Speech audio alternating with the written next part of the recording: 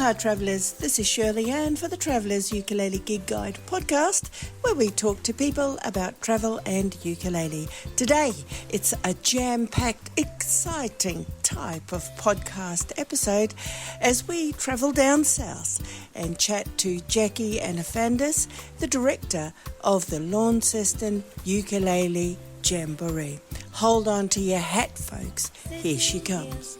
Today, folks, we are going overseas, all the way down to Launceston, Tasmania, because in a very short time, it's going to be that event all the way down there. And today, we're talking to the Launceston Ukulele Jamboree for 2024. Actually, everyone before that and everyone after that. We're talking to Jackie Anifandis. Hey, Jackie. Hello. Hey, Shirley Ann. Thanks so much for having me on your amazing podcast. Love it, love it, love it, love it, love it. Love you too. Well, Jackie, we're looking very colourful. I've got my blue and yellow on, and you've got a bit of yellow there too. Look at I've got my Jamboree T-shirt with the beautiful green.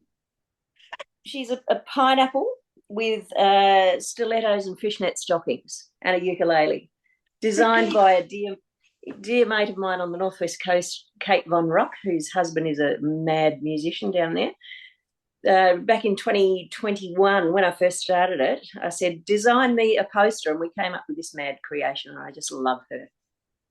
Prickly and sexy. Wonderful. I love it. Jackie, for those people who are not acquainted with you yet, can you tell us a little bit about where you come from and what's the best thing to do down there where you live? Because, of course, this is the Travellers Ukulele Gig Guide. What should we go and visit when we come down your way? Oh, you've got to come to my uke group for starters. So my background, to answer your first question first, I came to music very late in life, 42. I discovered I could sing, and I fell into a beautiful big band down here. So my main instrument is my voice. Uke comes second, but I'm passionate about uke. So I started singing with St. Joe's Big Band, which is a 20-piece swing band. Amazing. I grew up listening to big band music and jazz, and I was one of those nerdy teenagers with a big headphones listening to Bessie Smith and the Glenn Miller Band and all that sort of stuff, while all my mates were listening to Cyndi Lauper and whatever else.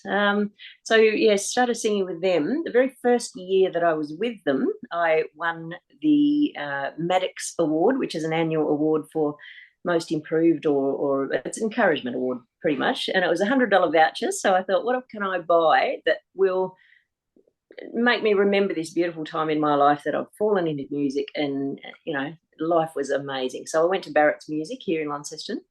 3 generations of Barretts have owned this store. It's wonderful. Put a bit of extra money to it and bought a uke. And I just fell in love with the uke. So I have played guitar in the past, but we've got this funny disease in our family called Dupuytren's contractures.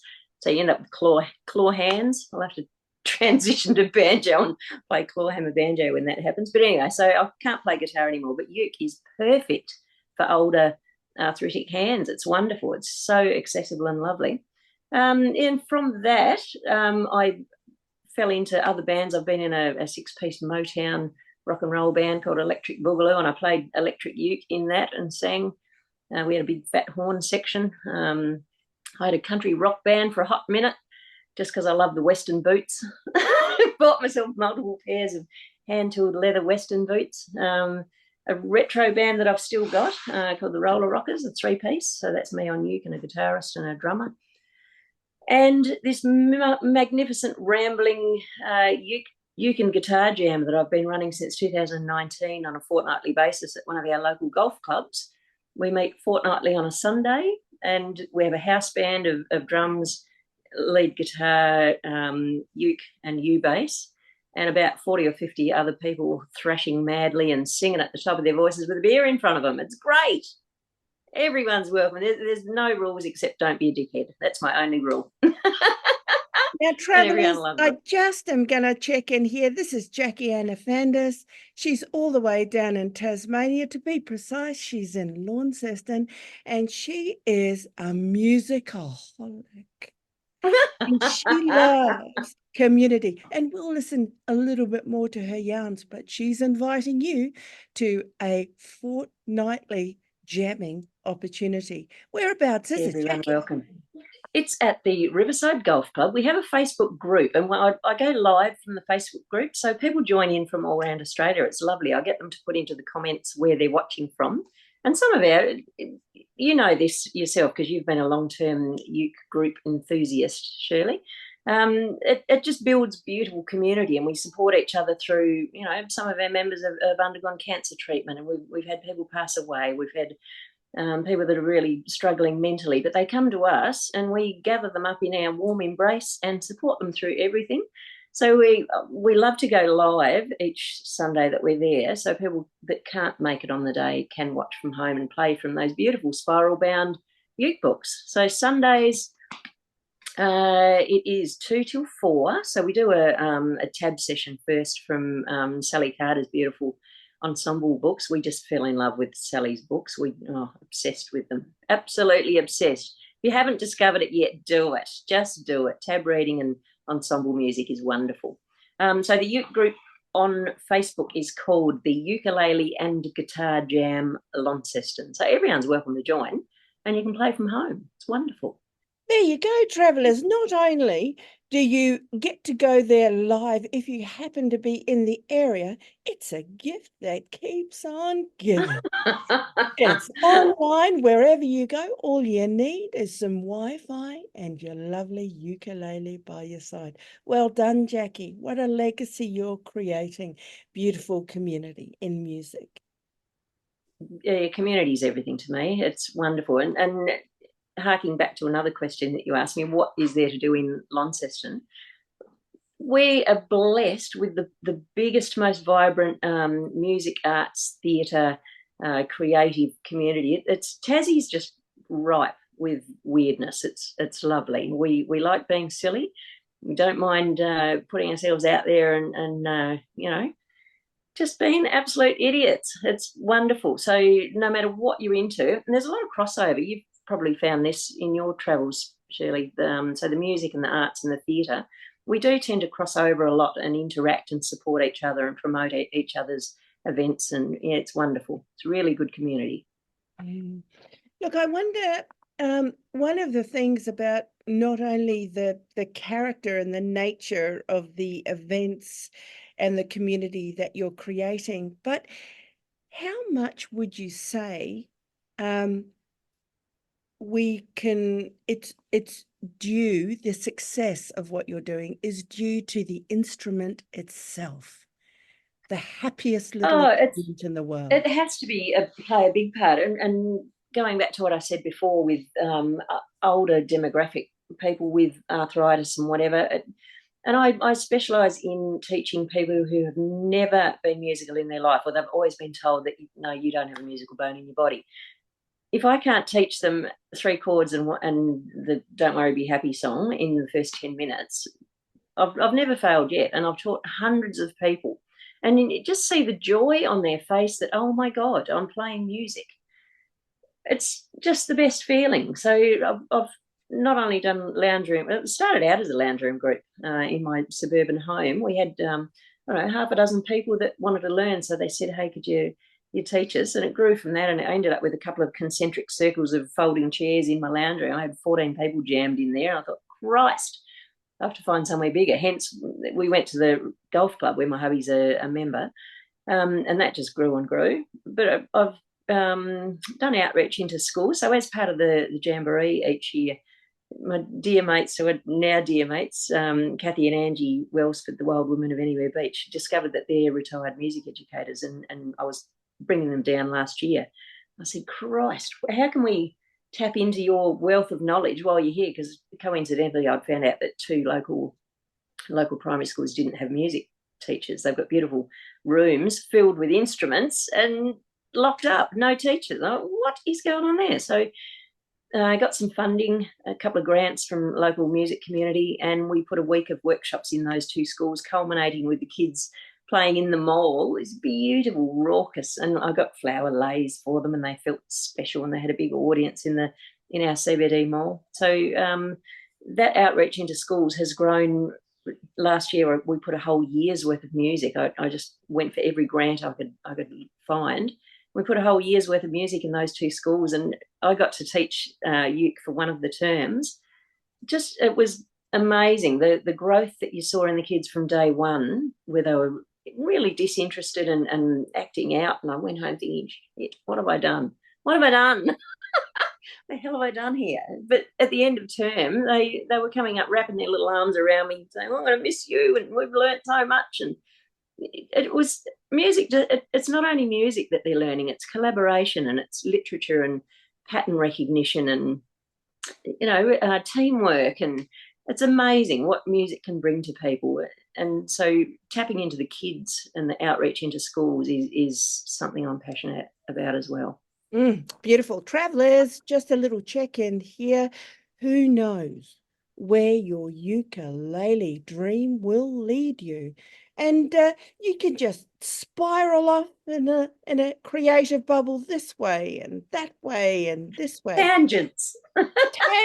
Tangents and tangents. It's the matrix of possibilities. God. But Travellers, start bending backwards what I would like to say is that you never know until you try. And always take up, your idea. Back yourself. Find somebody to back yourself.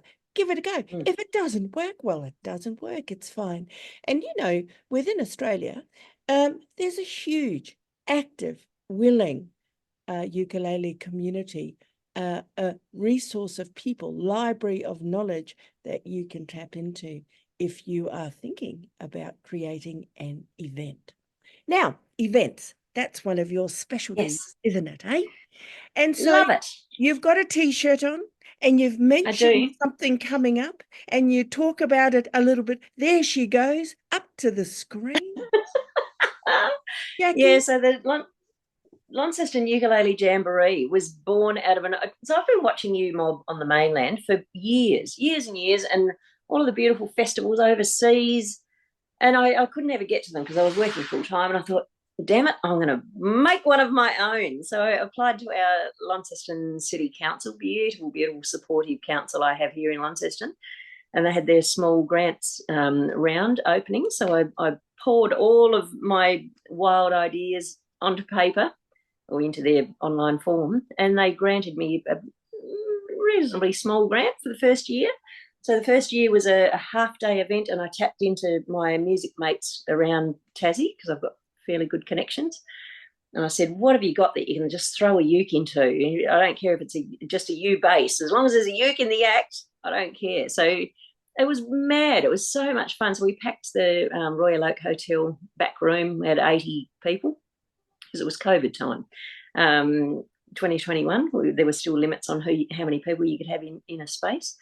So we had little workshops in the morning and then the concert. And it was wild. It was just madness. And all of my mates said, this has to keep going. Just keep doing it. So the next year I went to a slightly bigger venue, and we had an interstate act. We had Alf and Ant from, Alf lives down in Tassie now, but Ant is on the Gold Coast. So that was our one interstate act, and the rest was still from Tassie. And then I thought, I'm going to just leap into the fray and go for a bigger thing. So last year was the first 3-day event, and council were on board. So each year they kept giving me a slightly bigger grant because I'm proving that I can do what I say I want to. And it was madness. So I've been watching, because I've been watching all of you guys interstate, looking at all the acts, and I have a certain style of act that I love. I love people who are quirky, silly, super talented and friendly and fun and inclusive. And I handpicked my acts for last year, and it was the best. It was just the best wild romp. We filled the centre of Launceston. Graham McColgan, the Mad Scotsman, dear mate of mine, he had 100 people in our Brisbane Street Mall thrashing away to 500 miles, and it was just the best. There's a video online on the page somewhere. I'll drag it out and bump it to the top again because you have to see it. And this year we're 4 days, so I've tapped into some more mainstream venues, because last year the festival hub was a church, Beautiful, beautiful venue, but you can't take alcohol in there. They don't like it. And most people want to sit with a glass of wine or a beer while they're watching beautiful music. So this year we've gone to the Earl Arts Centre, which is one of our CBD theatres. And I've tapped into a brewery in the centre of town for an open mic Thursday and the play along Sunday. And there's workshops galore. I'm really passionate about the workshops because I love them. And I figure anything that I love doing, other people are going to as well. Because who doesn't want to learn tips and tricks? I mean, you go to a workshop and a lot of it might go over your head. Does for me, because I'm a self-confessed strummer. I don't do anything fancy. As I said, my voice is my main instrument. But you come away with one little thing, you think, I can do that. I can add that into my playing. Yeah, so workshops are a big focus of any festival, I reckon. Yeah, so it's coming up on my Jamboree. Find it on Facebook, and we've got a beautiful website that the Mad Scotsman built for me. Ukuleletasmania.com.au is the website, but find us on Facebook and Insta as Launceston Ukulele Jamboree. Great. What's the date, Jackie? It is the 21st. Thursday the 21st is the open mic night, hosted by Sue and Brendan, Duplicity. They're coming down early to do an open mic, and there's lots of people booked in. There's like 100 people booked in already. Then Friday the 22nd, we've got Paul Johnson coming over from New Zealand to do a certificate of ukulele fitness on the Friday. And then Friday night, we have a concert with multiple performers and bands. Saturday during the day is the day of workshops and the free performances in the mall, and the Wild Women are playing in the library. And then Saturday night, we've got another concert. And then Sunday morning, Paul's doing another workshop. And then we've got the big old play-along all-in mass jam at the brewery. It's going to be wild. So 21st to the 24th of March. Lots of people coming down from interstate, people from New Zealand. It's going to be mad. There you go, travellers. You heard it first right here on the Travellers Ukulele Gig Guide podcast. Perhaps this will be the year that you get to go down to Launceston, go overseas for your first ukulele festival, aka Jamboree. It's going to be great, Yes, great welcome. fun. Everyone's welcome. I went up to Kathy and Angie's beautiful Valor Beach ukulele beach party last October. First festival I've been to interstate. Oh my God, I had so much fun. And people that I interacted with online, and going back to how wonderful our uke community is, people that I just chatted online with or commented on posts or whatever, came running up to me, grabbed me by the hand, Jackie, hello, it's me. It was just, we hung out all weekend. It was mad. It was so good because everyone's so bloomin' friendly, aren't they? And, it's like one of us, one of us, one of us. You just, embraced into the fold. And if you want to come down to Tassie, that's what's going to happen to you guys. So anyone out there watching, come down to Tassie. You know what I look like now. Come and find me. I'll drag you into our mob. There you go. That's an invitation that you just can't turn down. It's the best invitation perhaps you're going to get today. They're going to take you as you are and into the ukulele fold. How about that there, travellers? Just wonderful. Jackie, we're almost at the end of our conversation. Is there anything else you'd like to impart onto us all? We're absolutely riveted like this to the screen. Riveted. Just get amongst it and be inclusive, and don't worry about, can I play well enough to join a jam group? Just do it. Honestly, here in Lonnie, I've got some people that just sit on C the whole time, but I can't tell. Nobody, the person sitting next to them can't tell. Just do it. You will have so much fun, and the emotional well-being that comes from this stuff, community music.